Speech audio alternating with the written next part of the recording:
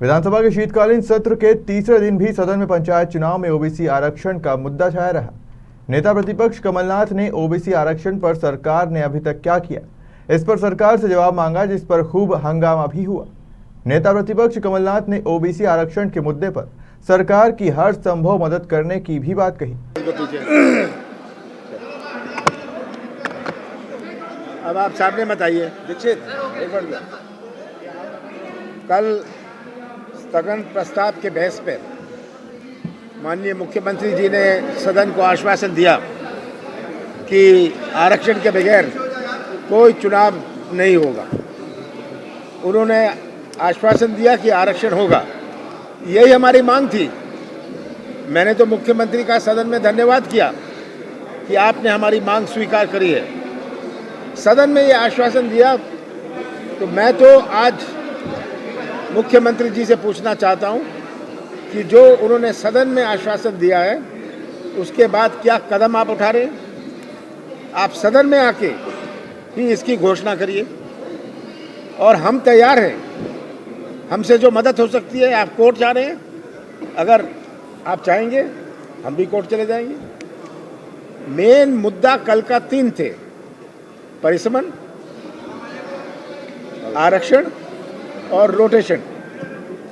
परिसमन और रोटेशन संविधान में इसका प्रावधान है, वो तो कानूनी करना है। पता नहीं किस बात के कारण ये भाग रहे थे परिसमन और रोटेशन से।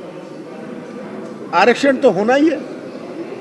तो जो मैंने कल कहा, मैं दोहराना चाहता हूं कि ऐसा ट्रंकेटेड चुनाव अपने देश में कभी नहीं हुआ कि कहीं हो रहा है, कहीं नहीं हो रहा, कोई जानता है कि मेरा होगा या नहीं होगा, आरक्षण होगा। ये परिस्थिति पैदा करी, इसकी क्या आवश्यकता थी। और जब सुप्रीम कोर्ट में ये मामला एक दूसरा मोड़ लिया, ये हमारा पॉइंट नहीं था। ये कहते हैं कांग्रेस कोर्ट गई, विवेक तन्खा कोर्ट गए।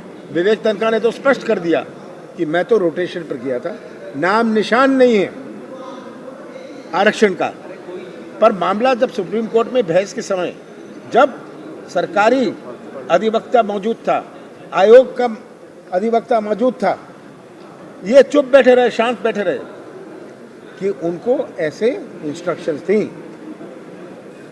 और अब जब ऐसा हो गया, आप दूसरे दिन जाते थे। दूसरे दिन जाना था ऑर्डर रिकॉल का।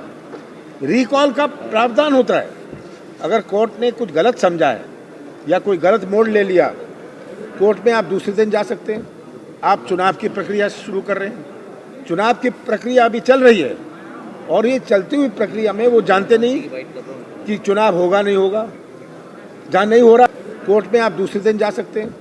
आप चुनाव की प्रक्रिया शुरू कर रहे हैं, चुनाव की प्रक्रिया अभी चल रही है, और ये चलती हुई प्रक्रिया में वो जानते नहीं कि चुनाव होगा नहीं होगा। जहाँ नहीं हो रहा, वो जानते नहीं आरक्षण होगा या नहीं होगा।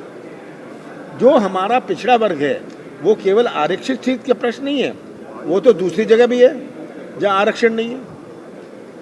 तो आज मेरी मांग तो यही है कि मुख्यमंत्री जी, आप सदन में आके रोटेशन की बात कर लीजिए, परिसमन की बात कह दीजिए और आरक्षण की बात कह दीजिए, ताकि पूरा प्रदेश, हर पंचायत को आप अवगत कराइए। सदन को तो कराइए, पर इससे हर पंचायत प्रदेश का को भी जानकारी मिलेगी। वो भी तैयारी कर रहा है, सबने नॉमिनेशन फाइल कर लिया।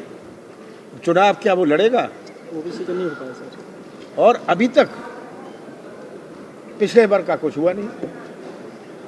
अरे भाई, मैंने तो साफ बात कही, ये जो होता है कोर्ट में, पिटीशन में होता है, ये वीडियो की बात करने लग गई। आपने भी वीडियो देखा होगा, देखा है?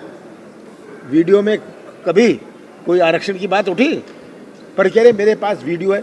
ये गुमराह करने की, असत्य बात करने की, ये मुझे ताज्जुब होता है कि ये मुस्कुरा के झूठ बोल देते हैं।